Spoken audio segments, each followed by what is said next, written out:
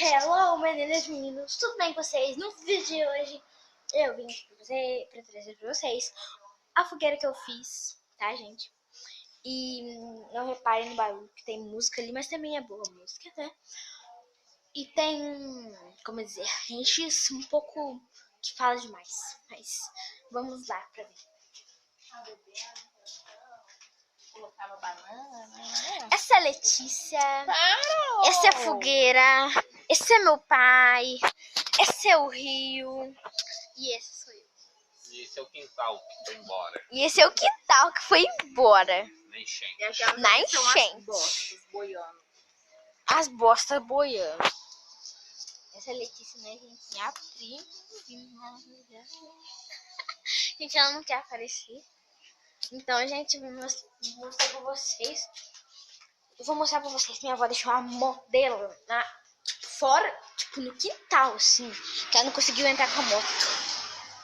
Ela deixou aqui, ó. Ai, tem bicho aqui, gente. Ó, aqui é a rua, né?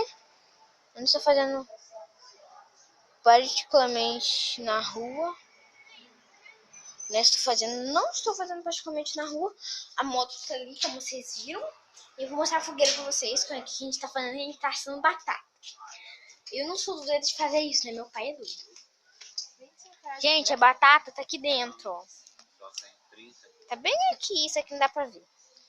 A Letícia, que não quer aparecer. Senhora, Meu pai, que falou que que o quintal foi embora. E eu quero mostrar pra vocês. Caralho, tô precisando de flash aqui, gente. Não dá pra ver não, gente. Outro vídeo eu mostro pra vocês. Outro vídeo eu mostro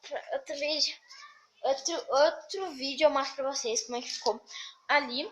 E esse foi o vídeo. Se vocês gostaram, deixa o seu like. E se inscreva no canal aqui embaixo. E tchau.